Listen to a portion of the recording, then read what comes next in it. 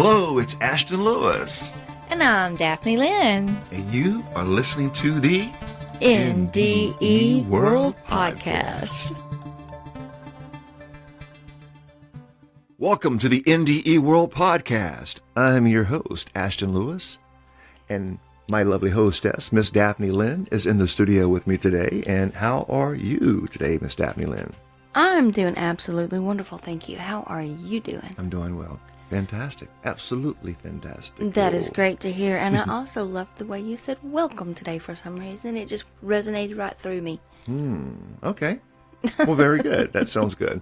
And we welcome everybody to the show. Those who are here for the first time, welcome. Those who are returning, welcome back. And don't forget to go to the website, NDE.world, for more information on who we are and what we do and all that good fun stuff and lots of podcasts and cool stuff. And just go over there and check it out. It's really, really awesome, you know. So, again, that website is NDE.world.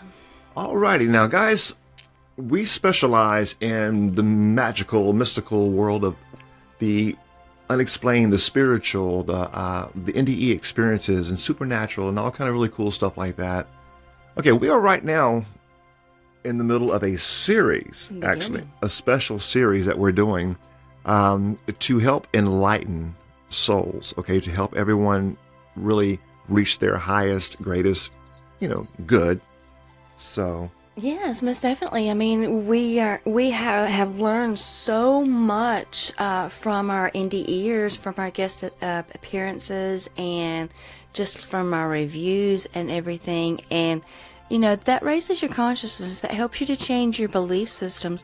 So now that we've learned different ways of things, how do you put that into your life? How do you take action with that?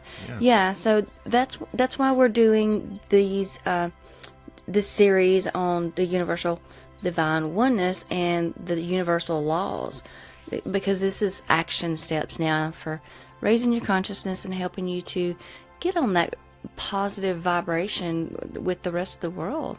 Absolutely. And like Daphne mentioned, we're talking about universal divine consciousness, okay? Some call it Christ consciousness. And the actual overall way of applying this to your life is referred to UDO. And UDO is an acronym for Universal Divine Oneness. And UDO, or Universal Divine Oneness, is a way of life, okay? It's a way of thinking, it's a way of being, it's a way of living, it's a way of just the way you treat everything around you, all life, all forms. It's the highest form of spirituality that you can be. And like I said, it's referred to as Universal Divine Oneness. And the concept is really understanding that human beings in today's world have what we call a separate self-consciousness, okay? It's me against you, us against them, cops and robbers, okay? It's the world of, that separation, the illusion of separation, okay? And that illusion is what we often refer to as ego, okay? And it gets in the way sometimes when the reality is that according to the Universal Divine Oneness, we are all part of the universal consciousness. And when you apply UDO in your life, you're acknowledging that you are part of that one, and you are living and working in harmony with that one. And that one is by applying universal laws into your life. That's the key. That's what the masters did. Okay, this has nothing to do with religion. Okay, this surpasses religion. Okay, we're dealing with the laws. And once you learn these laws, you can actually learn how to live at a higher level of consciousness, and in harmony with the rest of life. Harmony. Yeah, absolutely. So that's what it's all about. So let's jump right into it, Daphne. Right now, we're still in the introduction phase. We've done a couple of episodes so far, so we're still kind of setting everything up. Then we're going to actually start getting to the actual laws themselves. And then, like Daphne had mentioned earlier, there's actually practices and things like that to be able to apply it in our lives, But we're really just setting everything up on actually what UDO is, what Universal Divine Consciousness is, Universal Divine Oneness, and things like that. So now, let's jump right into the actual consciousness itself. Now, universal consciousness is attained when a person has a lasting experience in which they see through their illusion of separateness, and they lose their separate self-consciousness. It's really that easy. Okay? Yeah, we were just talking about that. Mm-hmm. Yeah. And it says that their consciousness then merges, quote unquote, with the universe. Thus, they experience being one with the universe. This is often the result of going through a conscious, psychological, quote unquote, death experience brought on by meditation and other aspects of a spiritual path. And we're going to be covering all of this as we move on along. Yeah, and there are those that have had an NDE, a near-death experience, that have experienced this firsthand and have come back aware of the oneness of all creation. Absolutely. So, it comes in many forms. Yeah, and if you haven't been listening on the last couple episodes, we'd mentioned that. We did bring that out because this whole subject opens up using different examples. Near-death experiences is one, but it clearly states that you do not have to have a near-death experience in order to get to this level of consciousness, which is what this whole program is about. Okay, people who have near-death experiences, these people have to die practically, or get in horrible accidents, or God only knows what. But it happens. But they go on the other side. They kill the ego. Their ego gets wiped out. They come back and they understand their oneness. They grasp that oneness. They have tasted that love, that all that we talk about. Okay. Now that is a given. That's why we do that within this podcast. Now, but it also brings out, and that's what this is all about, and that's what we're talking about right now as we speak. All right, we're not focusing on near-death experiences. We're telling you how you can do it without having a near-death experience. Okay, so understand that you can kill the ego or get it back in balance where it needs to without having to die physically, or without having to go harm yourself or kill yourself or whatever. But it's going to take a focus. It's going to take a discipline. So that's what this is about. Okay.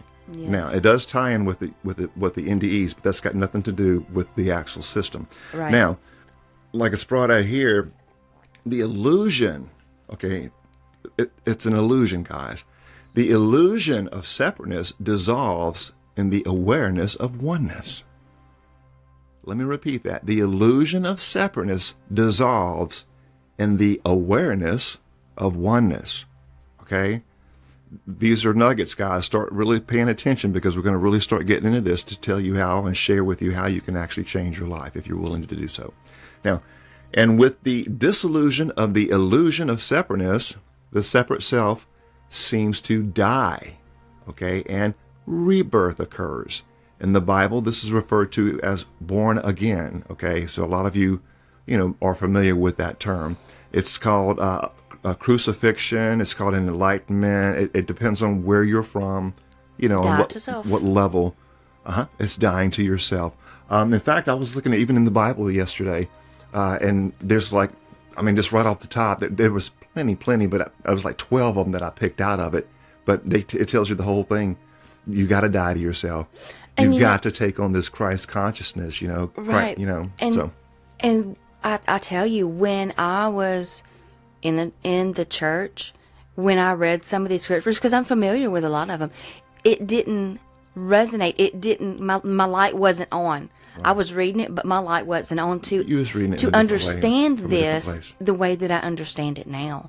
Right. So now it's like it really is sprinkled throughout the Bible. Yeah, even the Bible, it takes it to a whole different level. It really does. The more enlightened you are, you can really see that spiritual enlightenment through Scripture, Oh, yeah. But at the same time, you can also see the manipulation.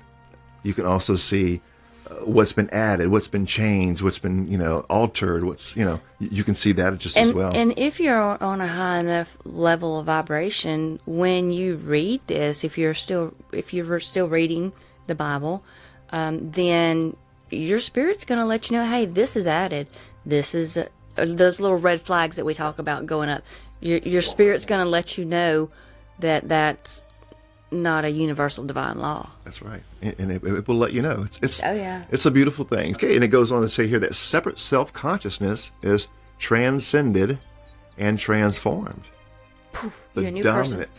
Yeah. The dominant consciousness becomes that of the inner self, the part of us that is the universal spirit. Thus, we have universal consciousness. See how it all works, guys? Now, when experienced properly, a person is never the same and never sees things the same way again.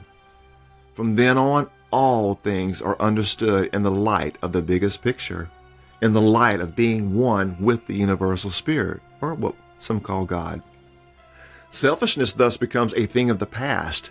This is also called achieving enlightenment, and a few other names, like we had mentioned earlier. Imagine being able to see the outcome of many of your actions in advance, or whether or not you see the outcome, just being able to know if what you are doing is really going to ultimately help or ultimately harm. Right. You know, and it just really brings up some questions. You know, what if you really had an awareness of being one with everything, Right? Even that divine essence that we call God, even all other separate selves, your separate self. You know, how would we see things then? And how would we treat everyone and everything?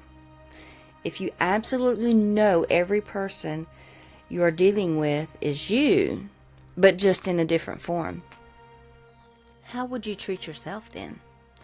Is there any point in stealing from yourself? Hurting yourself? Is there any point in being tyrannical with yourself? It says here that a being with universal consciousness loves everyone unselfishly. That's the key, guys, and is within the needs of universal flow, okay, which is giving, kindness, compassionate, caring, knowing, and harmless. And that doesn't mean incapable of defending the innocent, okay? The fruitages of the Spirit. Exactly. There you go. Absolutely. There you go. I mean, that totally resonates. You can see how it all blends in. Yes, yeah. I think even in I think some of the writings of Paul in Corinthians, it talks about, there is no law against love. Right. Because love is universal law. Right. So you can't. There's no way you can escape it. It is what we call source, or even God. God is love. Okay. Now, if everyone had universal consciousness, there would be no need for the kind of governments that we now have, for all would be governed as one from within themselves. Just imagine a world in which everyone is conscientious, caring, and responsible, and where such behavior is not coerced by threat of prison or death, or even convincing of any kind. No need for religions to try and influence people to behave morally. No need for police, armies, government, etc. Why? Because unselfish love and service to universal will, that universal divine oneness, is all fixed and is already within every being. What paradise! Can you imagine that? We may never achieve this on earth. However, then again, we may. But there are already planes of existence other than this physical plane on earth into which only universally conscious beings can enter. Paradise does already exist. Miss Daphne? oh my gosh, I'm sitting here and I'm just ready to explode reading this paragraph. This completely resonates with me because this exact no need for government and all this is mentioned in the conversations with God, with the societies on other planets and universes of the higher evolved beings, the Hebs. So yes, I mean, this totally resonates with me, and I'm sitting here just ready to explode reading this. So yes, this is covered in multiple times within the Conversations with God books.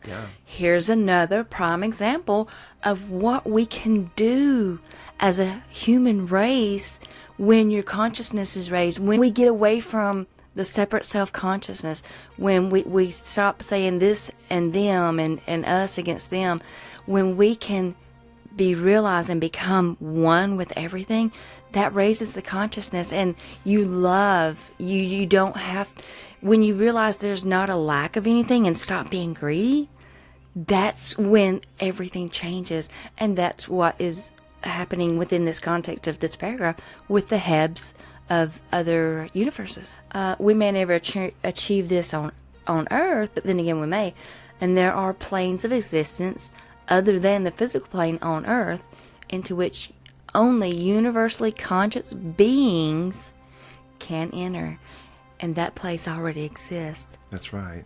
And you can go there. All of us can go there. You see? Right. But you have to work on getting your vibration up to that oneness, that enlightened. More enlightened Right. you are when you transition over, guess what? You're carrying that enlightenment with you.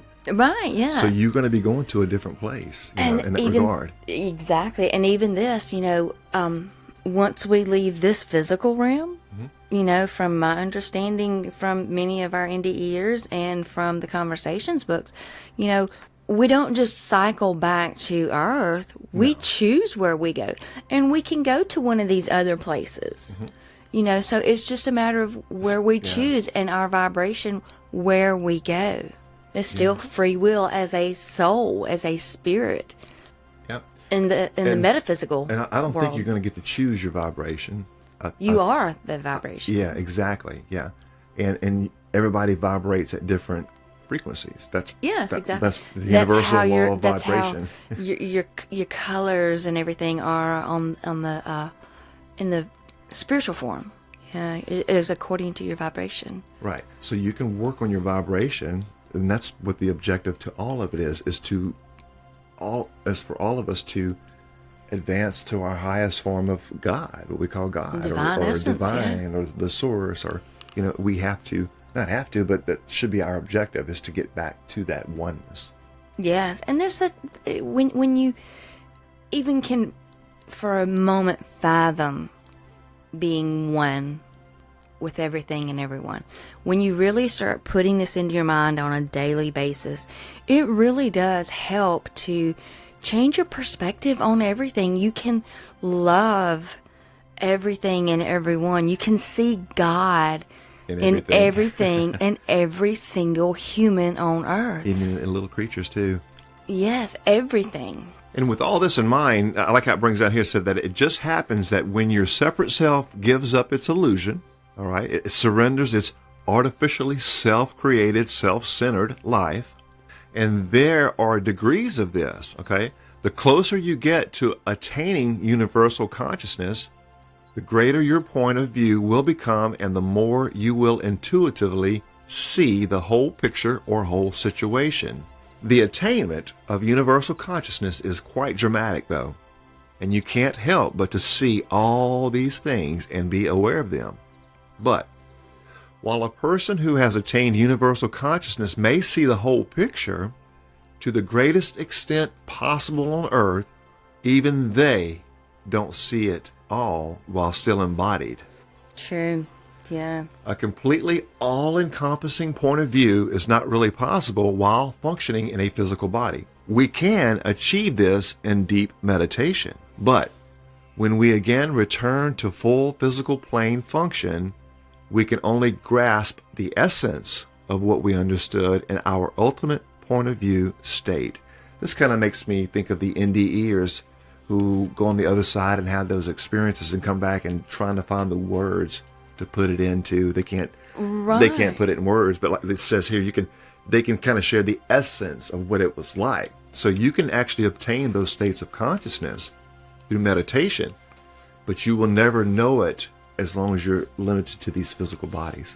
Right. Because our vocabulary is very limited to describe the feelings and functions of things in spirit form. When we have thus become an instrument of the universal spirit, we are then always, quote unquote, watched over by our ascended hierarchical kin and guided when necessary. This is not actually mediumship or channeling, okay? Make sure you understand that.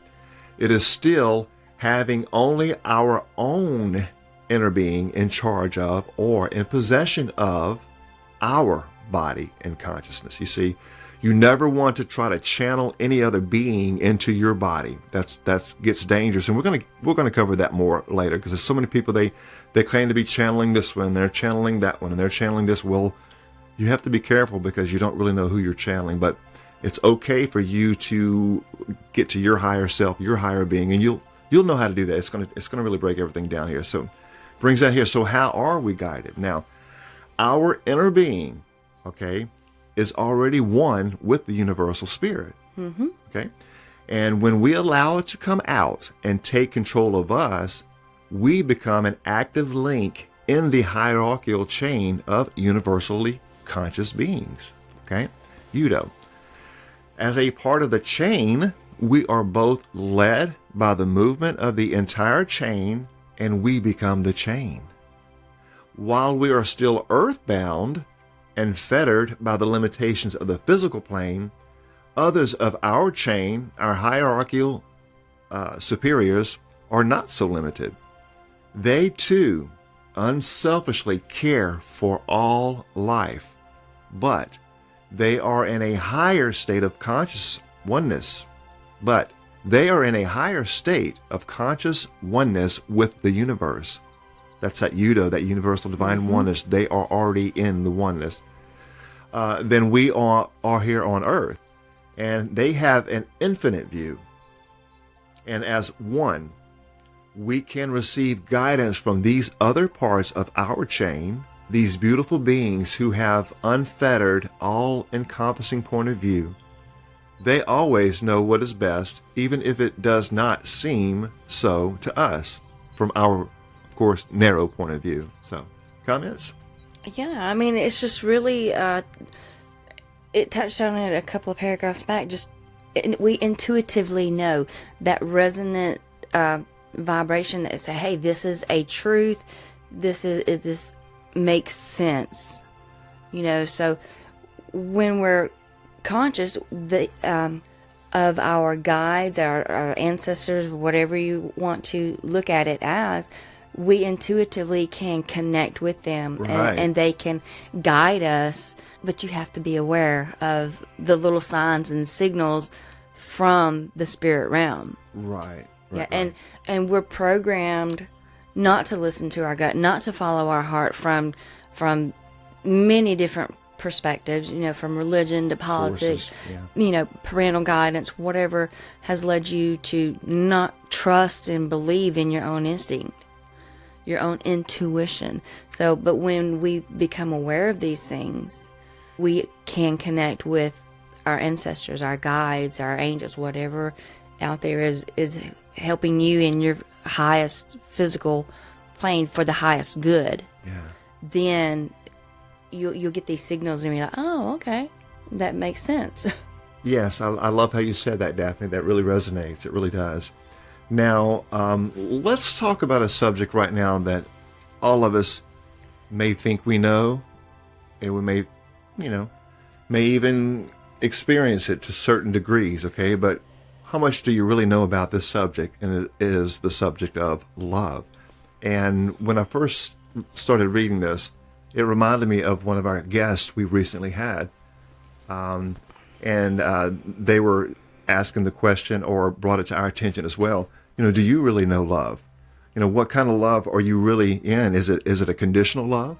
Is it a selfish love? Is it a, what kind of love is it? So when I started seeing this right here, how this all ties in with Udo, to understand what love is, and you can question yourself where you're at, in the level of, that path that wherever you're trying to reach, you see. And like it brings out here, it says that all beings, all things are one. Mm-hmm. Okay? And suffering is the result of humans forgetting that and not acting as one. That's right. Thus, all the problems on earth would cease with the achievement of universal consciousness, Udo. So, breaking the illusion of separation and returning to conscious awareness of oneness should be our goal if we want to exist in a positive and harmonious world. That is so well said. It is. That is It starts so well with you. said. It does. Yeah, we talk about that a lot here on this podcast. So many people are out just doing whatever they want to do because they're saved, or they're covered by the blood, or somebody already died for them for their sins, so they can do whatever. That is so not the right mindset. That is not separateness. Enlightenment. That is separateness. Whether you can see it or not. I mean, I've been there. I'm speaking from experience in my world, my realm. But if that is the path you're on, that is the path you're taking, great. Love all, harm none. Exactly. Including yourself. But it in living in that way, you're separate. You really are separate. You're not that divine one. Something external from yourself is greater than you are. Right. And you are an extension. We are an extension of the divine essence. That divine spark, what we call God. Each and every person is self-responsible. Right. That responsibility is not put on another soul. It's not. And this is what the greats taught, guys. This is what the masters taught. This is what Yeshua himself taught. One you call Jesus, this is what he taught before, scriptures were tampered with. Exactly. You just got to go back pre everything and really look into things, how everything was put together, what was taken, what was left out, what was manipulated. It's a big story, okay? But what we're sharing with you is what the real Jesus taught, okay? Just keep that in mind. And he taught oneness. He knew his oneness with all. He prayed for oneness. He told everybody he knew he was one. He knew he was one. He knows. It's easy to say I am. John, in the early writings, John the Baptist, what they call John, he was also an enlightened one. He also spoke a lot about I am. He said that phrase a lot. Yeshua's brother, James, another enlightened soul, just like Yeshua. All these guys were enlightened men, so we're going to get more into that later. So let's move on along. But this is what these guys taught, guys. Yeah. The foundation of the teachings is oneness. Keep that in mind. Foundation is oneness. The essence of the teachings is unselfish love. All right? It is considered both the most important means to achieve universal consciousness and the end result. One must give up all desires and selfish possessiveness. All right? These are words of wisdom. We're going to go into all this stuff and show how to do this and work with all this with you guys. Don't worry about that, but we're kind of like going over everything. But this is still nuggets you really need to keep in mind, okay? Oh, yeah. You have to give up your desires, okay? And all of your self-possessiveness, should I say. Anything that you've got any kind of selfish possessiveness over, you're going to have to let it go. Right. And with this being said, I start in this paragraph, it really just reminds me of the conversations books talking about the Hebs, the highly evolved beings, because they don't claim anything for themselves, because everything is everyone's. There is no selfish desire, because they know that whatever they have, if they give it away, then they can recreate more of what they just gave away. There's not that selfish desire like we have here on earth, because we are under the illusion of separateness, which causes possessiveness. That's right. Yeah. So just keep that in mind, because it really is just an awareness. You have to really be aware. Start being aware of things, guys. Mm-hmm. Do you have some kind of selfishness about you? Is there something possessiveness about you? Do you feel like you have to control others? Do you feel like you have to do this or do? I mean, it starts with your own personal soul searching. It really does. Self-reflection, that going within. The kingdom is within. What is your kingdom made up of? Yeah. The self-reflection and being analytical of yourself. I mean, you can't correct the behaviors that have been put upon you that you think have made you you. You can change who you are and love in a more pure and divine way than what we are taught and conditioned, because we live in a world of separateness under the illusion of separateness, where love is conditional. In my opinion, religion is one of the main things that divides. It really is, yeah. The religion, it will bring like-minded people, but they don't mind dogging out, putting other people down that believe in their beliefs. That don't believe the way that they not believe. All religions, but there are a lot of them out there. It feeds separateness, feeds that self, that selfishness, that ego. Yeah. That's why you get to do some religions. They've created gods to let them do whatever they want because they're, oh, don't worry about it. You're taken care of. No, that's the biggest illusion that is wrong with the world today. That illusion of that separateness. Exactly. And the world will not change as long as people are still walking in the illusion of separateness. Mindsets. It will not. Yeah. Going on, like we said, you got to give up your desires and your selfish possessiveness. Now, you can no longer expect anyone to, quote unquote, belong to you and to be, quote unquote, yours. Yep. Okay. You must undertake the task of learning to love all people, whether they loved you back or not.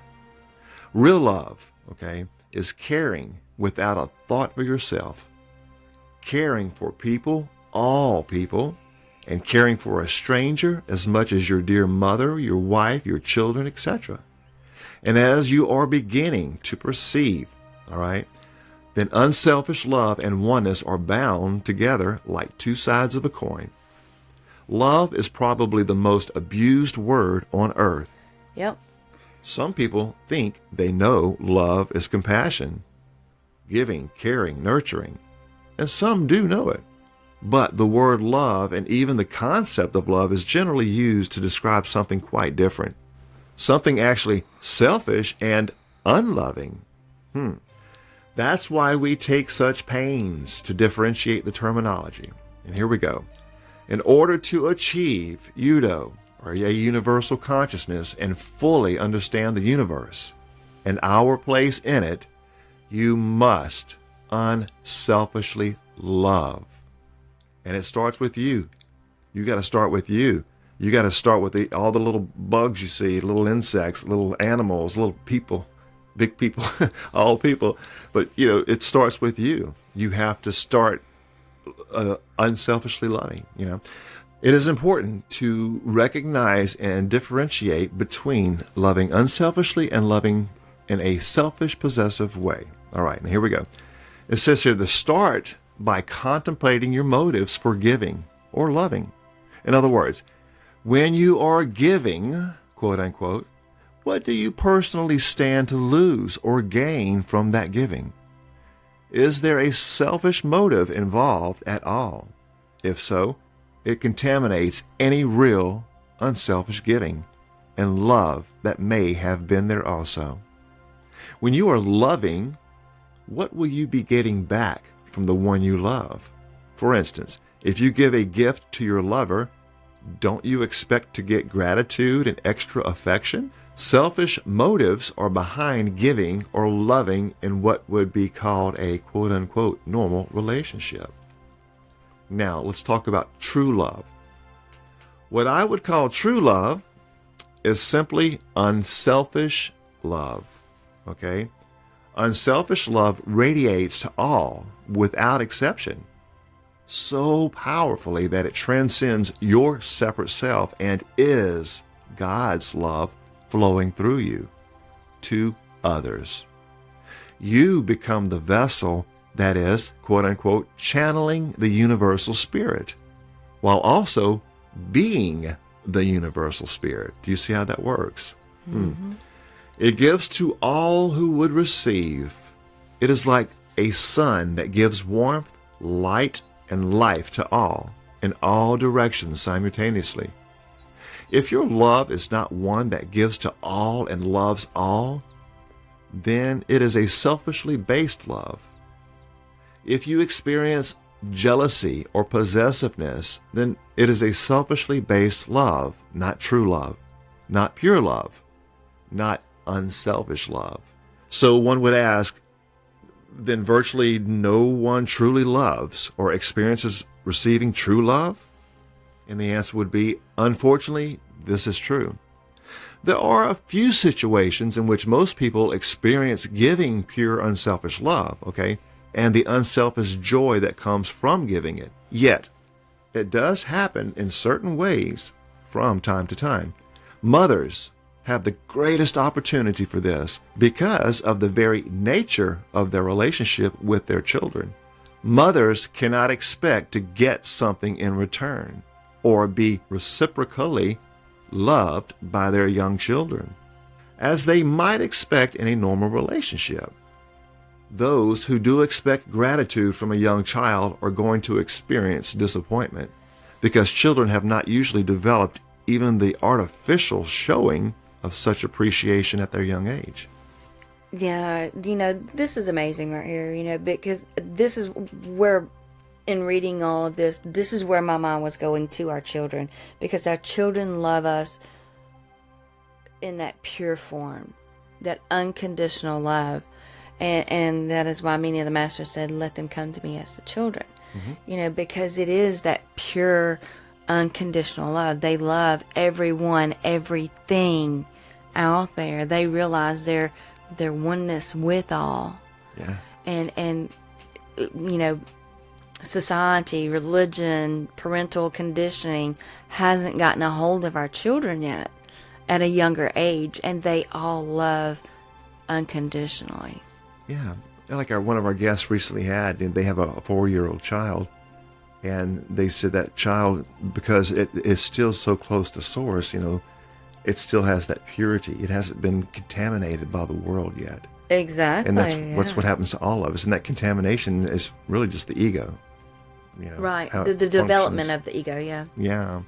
To go with that thought, like I brought out here, that says that a mother's generally happy rather than jealous when their grown child finds a mate in a pleasurable relationship. Mm-hmm. There are exceptions to this, of course. Now, one such exception which can result in strong feelings of jealousy and dislike towards the grown child's mate is when there is karma involving past relationship ties between a mother and a child. If the mother in a past life disliked, liked, or was romantically involved with the person who is now her child, there can be problems. Or if the mother disliked or was jealous of the child's new mate in a past life, there will be discord. The universal spirit is love. We are like faucets, and the universal spirit is like water. When you open up and let the water flow to all, you are constantly being filled with water as it passes through. But if you close the faucet off because you mainly desire to keep the water for yourself, it doesn't flow through you, and you are left empty. That's a nice analogy there. I really like that. Like that one drop that we think we're still water, we're still part of that ocean. That's right. We are. Now, let's consider something real quick here, because this is kind of going to challenge things, because I've always kind of thought a certain way, and this kind of challenges it in a degree. It says that there's nothing wrong with loving yourself either, okay? Unless that is a rationalization for actually being selfish, okay? Which is often the case, okay? But you can really unselfishly love yourself. In fact, it's unavoidable if you love unselfishly at all. Because when you love unselfishly, you love all. And that includes yourself. Okay? Exactly. All includes all. All is you. That's right.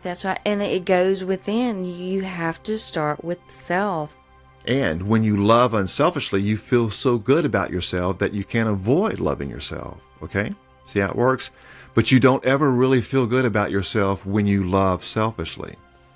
Yourself might feel good temporarily, but you don't feel good about yourself. And if you don't feel good about yourself, how could you really be loving yourself now? And how could a heart full of selfishness even find room for truly loving itself simultaneously? So it's backwards. And here's where it kind of is a twist on the way I've always thought things, that you've got to love yourself first, but it brings out here, just for food for thought, it's backwards. Okay, what they say about loving yourself first. Okay, now remember this: instead of loving yourself first, unselfishly love others first, and you will truly love yourself automatically. You just cannot go wrong that way. The other is too often just a clever trick of the selfish, separate self to rationalize selfishness. One of the ways you can identify selfish love is, as mentioned earlier, when you do a self-examination. Like Daphne had mentioned earlier, you've got to go within. That's where the meditation and you've got to get into that state to go within to find the answers. When you do a self-examination of your motives and you find that your actions or feelings of love are because you get something, some kind of energy or attention from the loved one, this is what most people call love. Perhaps this will help clarify. I'll scratch your back if you scratch mine. You've heard that, right? Mm-hmm. That kind of love is what we call conditional. Exactly. Hello. It will only give if it is getting what it wants. That's what we've talked about many times. I love you, but if you do this, there's going to be consequences. Which is not true love. Right. Is the point. That's putting conditions on love. It's a conditional, yeah. Right. And God is unconditional, which means I love you no matter what you've done. Right. You're not going to be judged because it's unconditional love. You see, it destroys that whole foundation. And why would an extension of the Creator, the God, which we are, why would God judge and condemn itself? Yeah. That makes no sense. Now that I'm awakening to these things, it's like, that doesn't make sense anymore. Yeah. You have to go deeper. You really do. And when you're really thinking about this conditional love, like it brings out here, it says, that's what most relationships are built upon, believe it or not. That mutual agreement to give to each other's selves, okay? Here's another one that you must have heard before. It must be give and take. No, it must be give and give in order to work. Because if it's give and take, what happens when both feel that they should be taking at the same time and think the other should be giving? And that happens all the time. Mm-hmm. Relationships like that don't last. They are disintegrating and full of turmoil, for each self wants and fears, and when it doesn't get what it wants or is confronted with its fears and dislikes, problems start. So you can see how that works. And when people enter relationships like that, everything is perfume and roses for a while. That honeymoon. This is what we call a honeymoon period phenomenon. Yep. Because the selves are each getting so much energy, so much self-gratification. But after a while, one of the partners in the relationship always falls short and doesn't give as much as the other wants. Then the negativity sets in and it begins to snowball in a familiar cycle. One partner feels slighted and says or does something to hurt the other. Then the other reciprocates and hurts back. This negativity builds strength and momentum each time it goes back and forth. Mm-hmm. The relationship is damaged. Sometimes the damage can't ever be repaired and becomes just another coffin nail in the relationship's eventual death. That's right. Yeah. And that's we see so many divorces and so many relationship breakups because you're loving conditionally. When you start to say, this person does this, I don't like that, you're seeing from a selfish standpoint. Set that aside and love unconditionally. I love you no matter who you are or what you do. If you're in a relationship, you love that person, but there's those conditions also of this separateness. When you can see past the separateness and love unconditionally, your relationships, no matter who or what it's with, will grow and flourish. That's right. I like how you said that. And guys, this is wisdom, so you can question whether or not, just like I said, we had a guest here recently that talked a lot about this. Mm-hmm. Question if your love is real, and don't fool yourself. What are you in a relationship for? Yeah, are you in it to get something? Right. Well, if not, guess what? You're going to have to work on unselfish love, which is the next topic here, and that's what this is all about. So we have to understand what the concept of unselfish love is. Okay, we at head level, we understand, okay, yeah, I get it, unselfish love. Just, don't be selfish and love all. I get that. But what is it really about? Okay, now, unselfish love is the most important way of being that there is. Okay? In other words, there's no other way to be as a human being than to be unselfishly loving.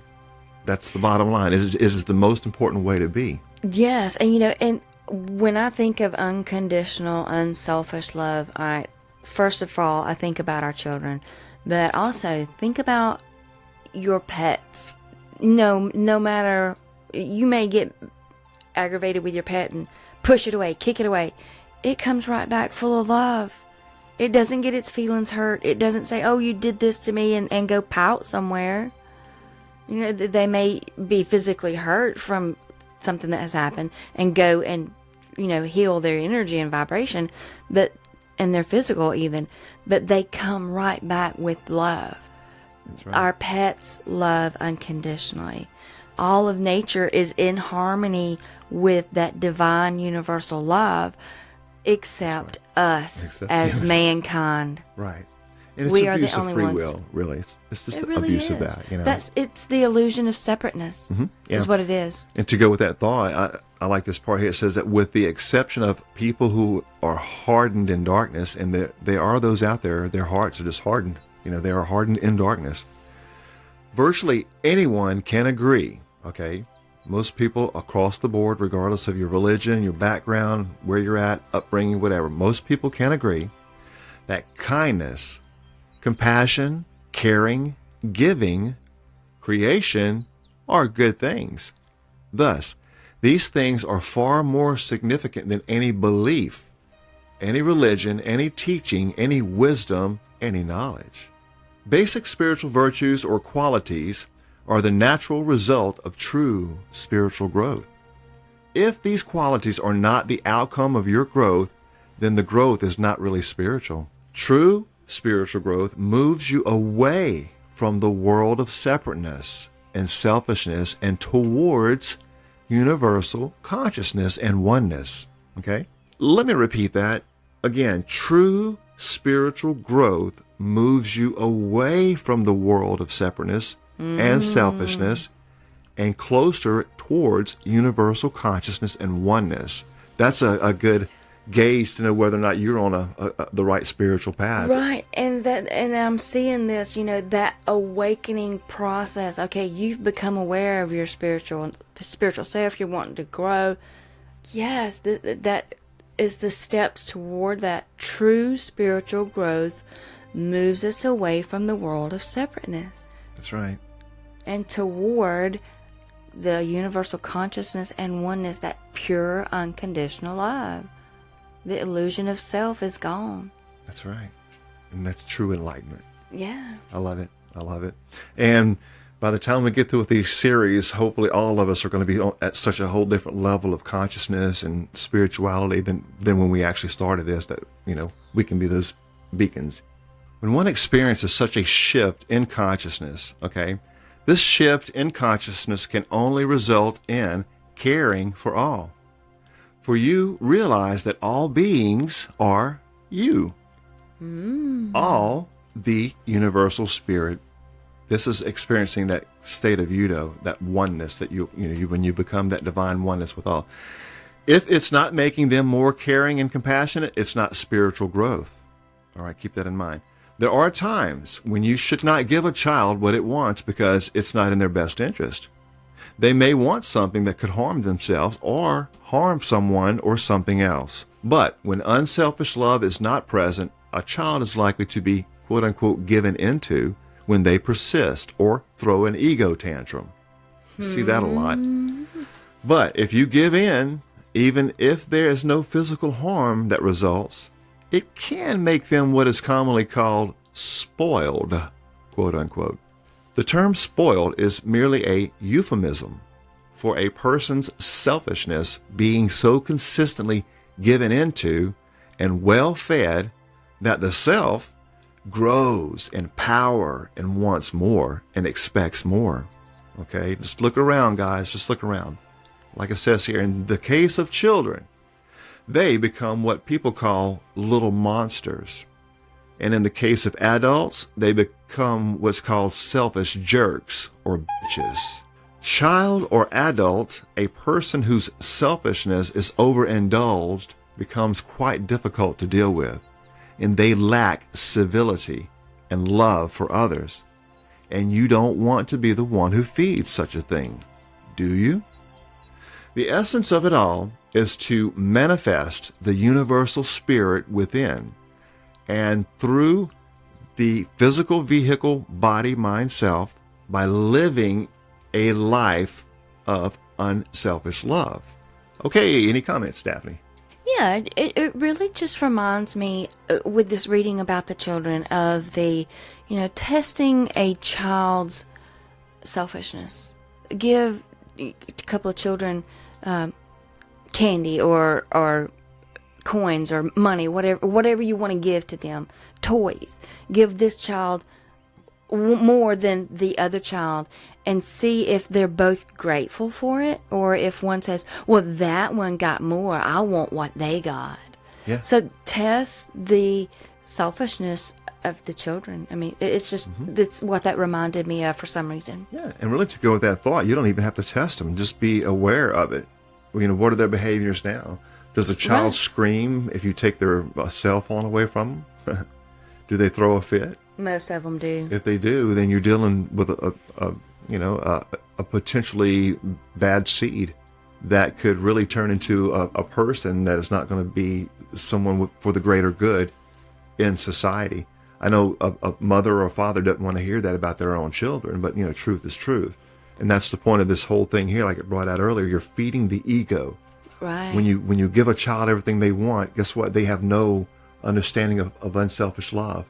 It's all sacrifice on the parent's part, and it's give me on the child's part, And what we're doing is we're raising a world of little monsters, And I'm not saying it. That's not my word. Just like this, it said it itself, Right. You can see, I can see, even King Solomon in the Bible talks about it. You can tell a child just, at a young age what kind of personality they got. Their personality, from what I understand, develops in the first 7 years. Okay? If you've got a child, you're feeding that, if that first 7 years is the selfishness, don't expect it to change much throughout the years. In fact, that selfishness is going to get worse. Okay? That's just a reality of life, guys. If you don't know it, then maybe it's something you can, be conscious of. That's right. You can't. There's a reason why you have to be the parent and the child is the child, until that child can grow up and understand the concept of love, unselfish love, and giving, not taking, you see. Right. So, anyway, when you're talking about all this, let's close with this part right here. It says that you think you are humble. You think you have inner peace. You think that you are kind and unviolating to others. But in reality, you lack it all. You think you get the point, but you don't really. It's all ego. Not that a big ego is bad. It is actually good in a way. It just needs to be in the service of a higher source, or that universal oneness, or God. Yep. The bigger the ego, the more power a true teacher has to help others. Humans have waged a sort of war on animals also, wiping out entire species for direct profit, or as a side effect of other ventures. They have waged war on nature also, wiping out great forests, killing oceans and the creatures there, creating holes in the atmosphere, and ultimately forcing the extinction of species at an incredible rate. I think the last time I heard it was something like 180 species per day, depending on the statistics you use. The imbalances created by humans have affected everything on Earth. Right, yeah. The selfishness. I think about this, and that being said, is the destruction of the rainforest and things in certain areas for growing livestock just to mass produce food for your table. You're killing life itself. You're killing the natural forest. You're killing the creature itself. Once you take those two things, they're gone. They can't come back. And I'm going to go just put it out there, guys. If you're a carnivore, you're part of the problem. Hey, the shoe fits, wear it. If you are a carnivore, you're part of the problem, because you eating meat requires a demand. It creates a demand. It creates somebody have to get out there and slaughter these animals. Well, where are they going to put all these animals to raise instead they can slaughter? They need more and more land to raise more and more for our greed. Exactly. They're killing more land for that, to slaughter these animals to feed the carnivores. There's enough food naturally grown on this earth to feed the whole earth. And there's too many people out there in different countries starving and dying from starvation. Now, we have enough grains, but we're feeding them to our animals to kill. We're being selfish with it. Yeah. There's more than plenty on this earth for everything and everyone, but greed and selfishness, the illusion of separateness, has gotten in the way of being able to live in harmony with each other and everyone. That's right. That's right.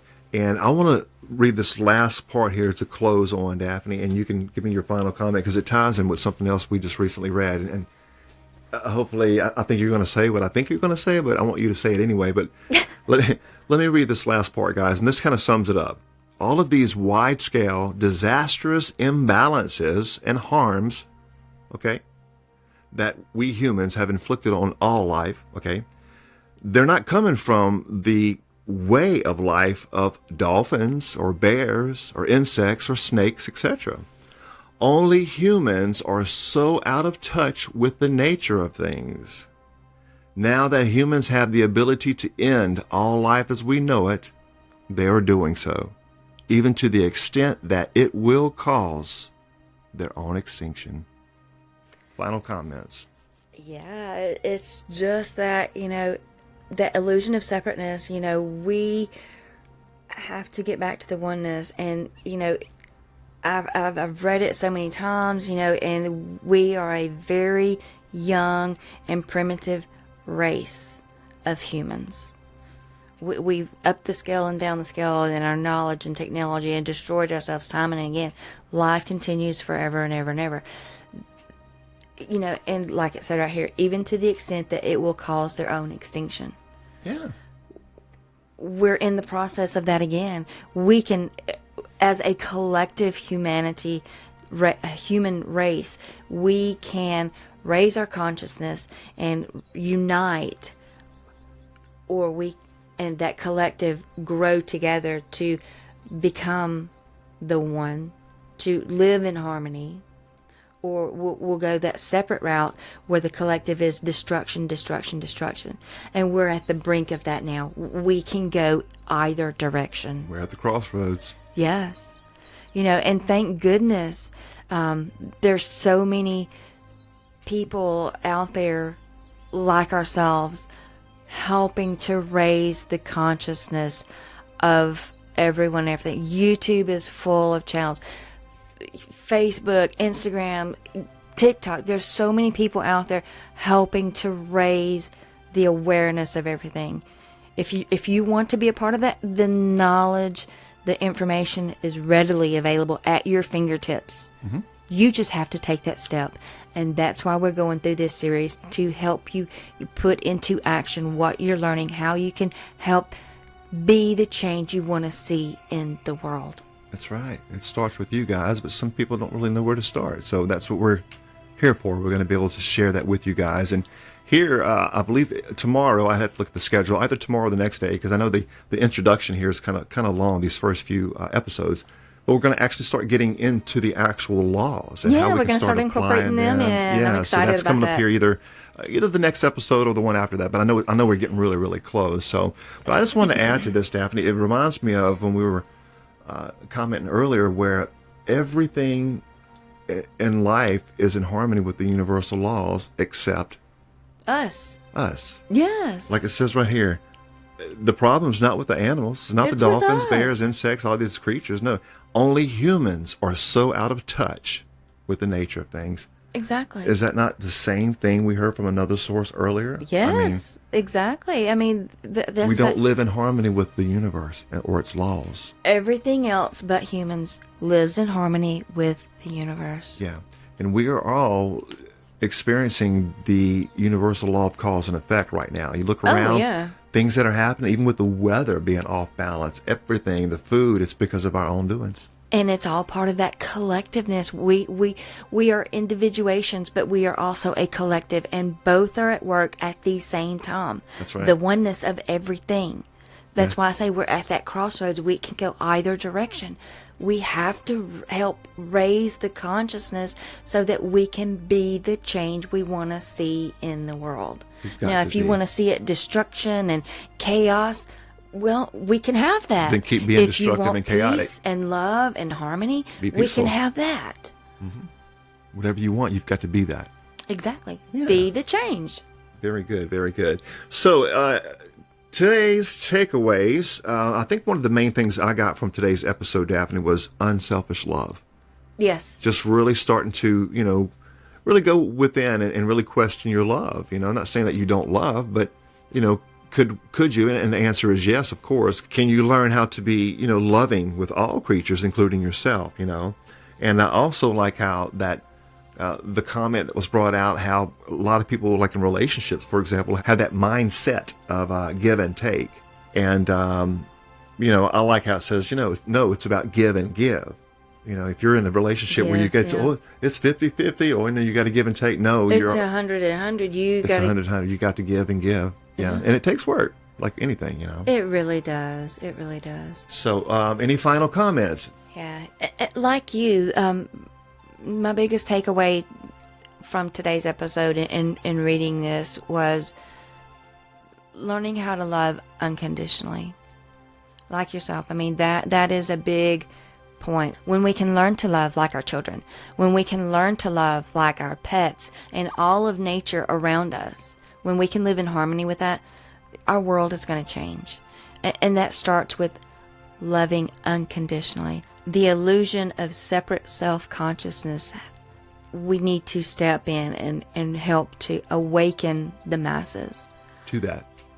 That way, when you can get back into that universal divine oneness, realizing that everything and all things are one and part of the same universe. Yeah. It's truly enlightening, and you can live in a more fulfilled life in giving to others instead of just take. Yeah. It really does make a difference when you can put into action the things that you're learning, and you will grow. Yeah. You will grow. Very good. Very good. Well, thank you so much, Miss Daphne. We appreciate you, and we appreciate all of you listeners out there today for tuning in to the NDE World Podcast. And don't forget, we have so much more information and all kind of cool podcasts and things like that on all kind of different subjects pertaining to spirituality and things like that. And you can find that at our website, that is nde.world. For more information on who we are and what we do. Again, that's nde.world. And go on over there, and we'll see you guys over there. And don't forget to tune in till next time. And we're going to stick with us here. We're going to do everything we can to see if we can all help raise this consciousness together and enlighten each other one soul at a time. So that's right. That's what it's all about. Okay, guys, we love you all so much. May peace be with you all. Until next time. Y'all let your light shine. Hello, you beautiful souls. Don't forget to visit the website, nde.world. That is nde.world.